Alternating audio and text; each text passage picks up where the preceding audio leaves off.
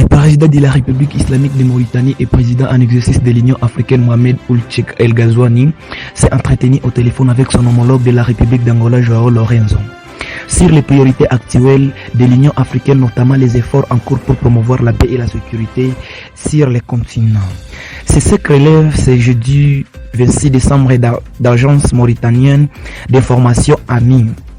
À ce sujet, le président João Lourenço a informé son homologue Ould Ghazouani, président de l'Union africaine, des avances du processus de Luanda, une initiative cruciale visant à ramener la stabilité dans l'est de la République démocratique du Congo.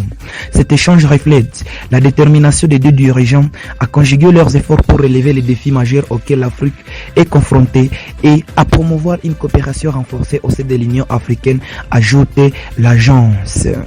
Par ailleurs, le 11 décembre dernier, la SECON qui s'oppose fermement à cette initiative avait déjà exhorté les experts et chercheurs à mener une réflexion approfondie sur la question de la révision constitutionnelle, une démarche qui divise profondément les acteurs politiques et sociaux du pays.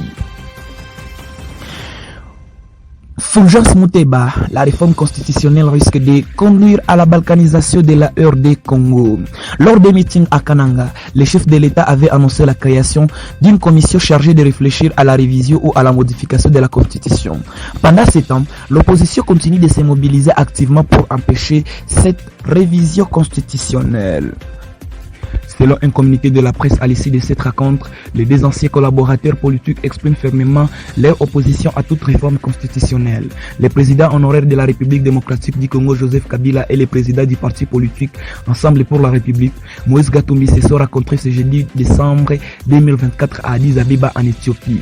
Ils expriment par ailleurs fermement leur opposition à toute réforme constitutionnelle qui, dans les circonstances actuelles, s'avère illégale et inopportune et dont le but ultime n'échappe à personne. La consolidation de la dictature à travers une présidence à vie en RDC, lit-on dans ses communiqués. L'autorité morale du Front commun pour le Congo FCC et l'ancien gouverneur de l'ex-province du Katanga rappelle que personne n'est propriétaire mais locataire du pouvoir. Le bas démocratique est à durer dans des circonstances prévues par la Constitution. Ils appellent tous les Congolais à résister activement à la volonté d'afficher les pouvoirs en place de rompre les pactes républicains, fruit de larges consensus national ayant permis la réunification et la stabilité du pays, ainsi que le rétablissement des constitutions démocratiques au risque d'exacerber les divisions au sein de la population congolaise et d'achever le délitement de notre nation, ont-ils déclaré à travers ces communiqués.